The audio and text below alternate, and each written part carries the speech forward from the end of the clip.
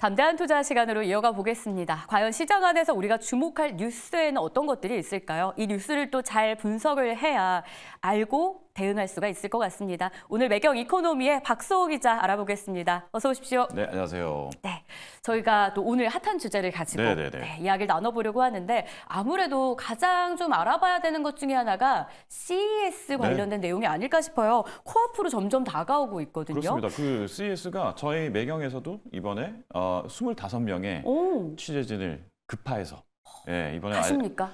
이번 저는 안 가지만 어쨌든 25명의 우리 이번에 그 매경 기자들과 그리고 저희 매경을 통해서 한 100여 명의 기업인이 함께 가서 현지에서 포럼도 하고 굉장히 저희가 적극적으로 지금 준비하고 있습니다.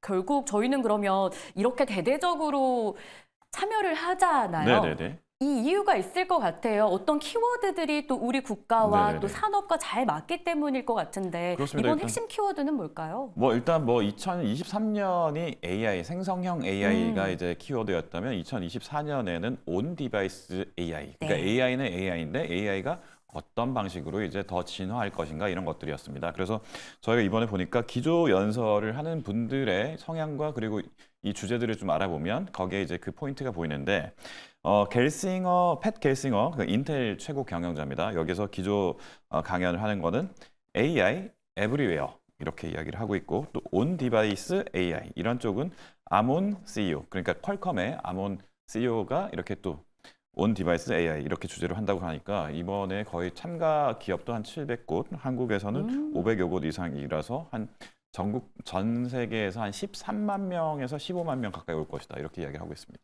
작년에도 AI, 이번에도 AI, 단어의 공통점은 있지만 이번에는 온디바이스 AI라는 키워드를 좀 가지고 있는데 그러면 사실 연말에 주식시장 안에서도 온디바이스 AI 관련해서 관련주들 정말 뜨거웠잖아요. 네, 그렇습니다.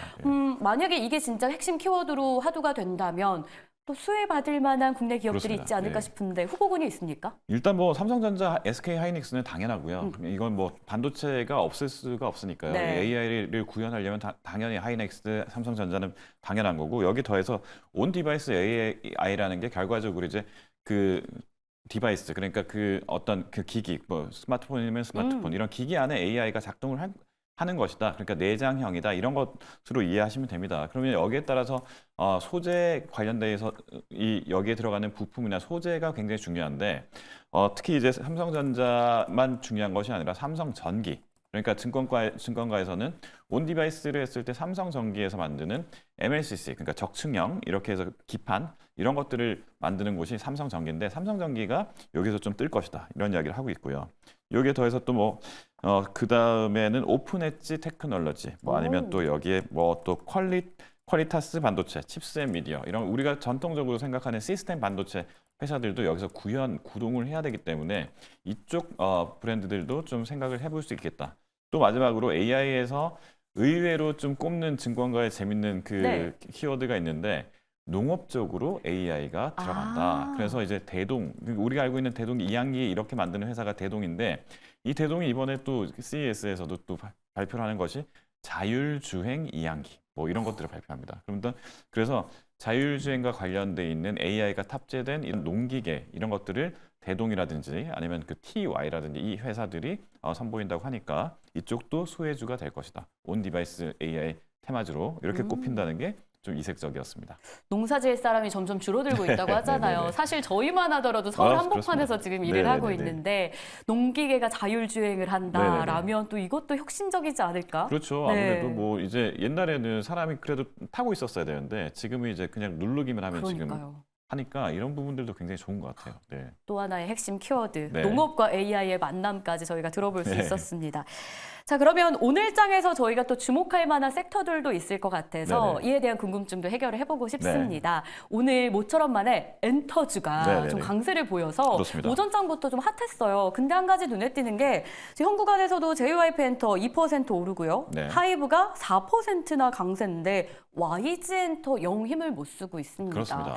이 이유부터 한번 좀 들어볼까요?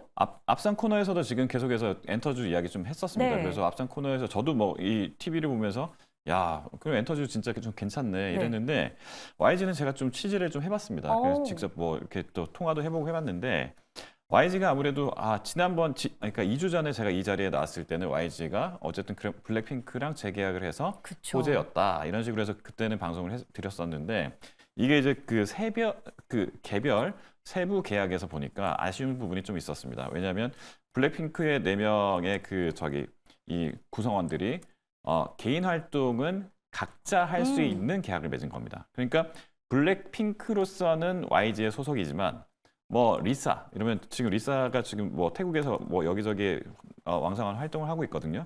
리사의 그 인스타 뭐 이런 것들을 보면 SNS를 보면 다 굉장히 개인적인 활동을 하고 있고 이게 멤버들하고 같이 움직이는 게 아닙니다. 네. 그러면서 개인적으로 광고도 하고 이런 것들을 하는 걸 보면 이게 이제 YG에서 원래는 YG 소속이면서 개인과 그다음에 블랙핑크 모두가 만약에 YG의 매출이 잡히면 그러면 좋은 건데 개별은 개별대로 움직이고 블랙핑크일 때만 YG와 관련해서 활동을 할 수 있고 여기에서만 YG가 매출을 잡을 수 있기 때문에 이 부분이 굉장히 아쉽다. 그런데 지금 현재까지만 놓고 보면 현재 스코어만 놓고 보면 YG에서 추정컨대 80%의 매출이 블랙핑크가 다 담당하고 있다. 이렇게 이야기하고 있거든요. 왜냐면 빅뱅은 이제 나갔으니까. 그렇게 따지고 보면 이제 YG의 대표 상품이 너무 블랙핑크에 쏠려 있는데 개별 활동을 하는 거는 열어놨으니까 그러니까 앞으로 수익성이 좀 나빠지지 않을까 이런 것 때문에 계속 YG가 지금 주가에 약세를 보이고 있는 겁니다. 그러면 YG는 더 앞으로 이끌 만한 모멘텀이 있을지도 궁금한데 사실 엔터사의 모멘텀은 아티스트잖아요. 좋았습니다. 네. 블랙핑크, 지드래곤 이쪽에서 캐시카우 역할이 있었는데 네네네. 이 부재를 채울 만한 신인 아티스트가 있습니까? 좀 뭐 일단은 신인 걸그룹 지난해 11월에 데뷔한 그 걸그룹이 베이비 몬스터가 있고요. 그다음에 그 보이그룹 중에 트레저가 있습니다. 네. 트레저는 이제 이번에 이제 컴백을 준비 저 중인데 좋아해요. 이 트레저가 아직까지는 이제 컴백하지 않았습니다. 네. 그러니까 이러다 보니까 이제 신인들이 이를테면 뭐 하이브는 아까 얘기했지만 르세라핌이라든지 뭐 뉴진스가 뭐 탄탄히 BTS의 그 공백 기간을 이렇게 잘 방어해주고 있는데 YG가 상대적으로 이렇게 그 어떤 대형 그러니까 블랙핑크 이후의 대형 공백 기간이나 아니면 조금 부족한 부분을 채워주기에는 아직까지는 후배들이 조금 영향력이 적다. 그래서 이런 부분들이 아마 주가에도 좀 적극적으로 반영되고 있지 않나 이렇게 분석할 수 있겠습니다. 그러면 반대로 모멘텀 부자인 엔터사가 네네네네. 있지 않을까라는 생각도 드는데 상대적으로 JYP 엔터나 하이브 쪽에서 찾을 만한 그런 부자, 모멘텀 부자가 있습니까?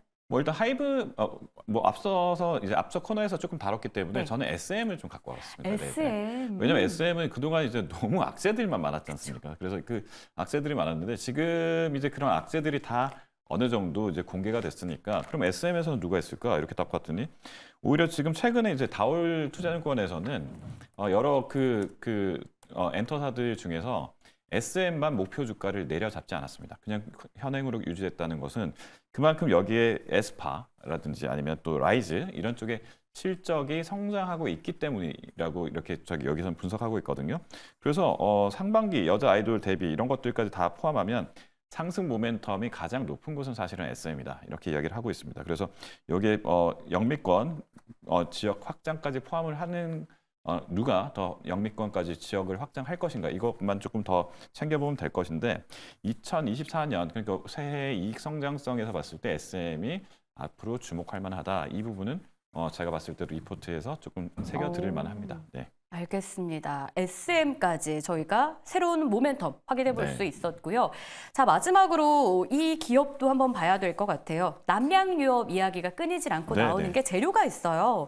상호펀드 한행컴퍼니죠. 3년간의 분쟁 끝에 남양유업 경영권을 쥐게 됐고 네. 이 결과가 결국에는 좀 우호적인 결과로 나오지 않을까라는 기대감에 주가도 지금 상승세를 좀 보이고 있는 모습인데 좀 구체적으로 내용 좀 짚어주실까요? 네, 일단 뭐 남양유업은 일단 홍원식 그 회장 일가가 3년 전이죠. 3년 전에 일단 그 물러나겠다 경영권을 이제 다른 곳에 넘기겠다 이런 이야기를 했었습니다. 그게 이제 한행코였고 그래서 한행코 입장에서도 그래서 한행컴퍼니를 한행코라고 합니다. 근데 한행컴퍼니 입장에서는 그래서 이 경영권을 가지고 와서 이제 바로 뭐 이렇게 새로운 영역으로 좀 도전해보겠다 이렇게 했다가 홍원식 회장 일가가 중간중간에 이제 계약서 상에서 이런 부분이 좀 미비하다. 그래서 문제 제기를 했었고 그 문제 제기와 관련돼서 대법원까지 이렇게 갔습니다. 그래서 대법원에서 최근에 어제입니다. 어제 판결을 했는데 종전대로 한엔컴퍼니에 넘기는 것이 온당하다. 이런 것들이 이제 골자입니다. 그런데 이제 이런 것들에서 어제만 해도 사실 어제 제가 방송 여기 또 네. 나와서 이야기했었을 때는 그때는 대법원 판결이 바로 직전 나왔을 때였는데 주가가 굉장히 빨리 오를 줄 알았는데 생각보다는 그냥 2% 올랐다가 또 떨어졌다가 다시 올랐다가 이랬었거든요. 그게 그래서 아마 시장에서도 이게 한엔컴퍼니가 이번에 이제 그 주도권을 갖는 것이 과연 괜찮은 것인가 이런 것들에 대한 약간의 그 우려 이런 것들도 좀 포함이 됐었던 것 같은데 오늘은 지금 주가를 보시면 아시겠지만 이제 불확실성이 어느 정도는 거쳤다. 네. 이런 부분 때문에 지금 주가가 다시 화답하는 것 같습니다. 네, 그러면 남양유업 앞으로의 전망이 참 궁금한데 네네. 황제주의 위험을 좀 되찾을 수 있을지 이 궁금증에 대한 답변은 시장에서 좀 어때요? 일단 남양유업은 100만 원 갔었습니다. 네. 그러니까 황제주라는 게 보통 100만 원이 그쵸. 넘어가면 황제주 이렇게 이야기를 하는데 한때 100만 원이 갔었고 굉장히 그 이익 구간이나 순이익이 항상 탄탄했던 그런 좋은 기업이었습니다. 그래서 그런 점에서 봤을 때 다시 100만 원대로 갈 수 있을지의 여부는 결과적으로 불확실성을 얼마나 잘 걷어낼 수 있을까인데 한엔컴퍼니가 그동안에 했던 행보들을 조금 보면 이제 회사가 잘 올라갈 것이다 이런 걸 보는데 구조조정을 했고 그다음에 기업 정상화를 하는 그런 영역들이 많았기 때문에 한엔컴퍼니를 좀 좋게 보는 부분들도 있어서 앞으로 남양유업을 주가가 계속해서 증명하는 것이 아닌가 이렇게 생각합니다. 네, 좋습니다. 시장의 이슈 그리고 저희가 자세한 뉴스까지 정리해드렸습니다. 박수호 기자는 여기서 인사 나눌게요. 고맙습니다. 네, 고맙습니다.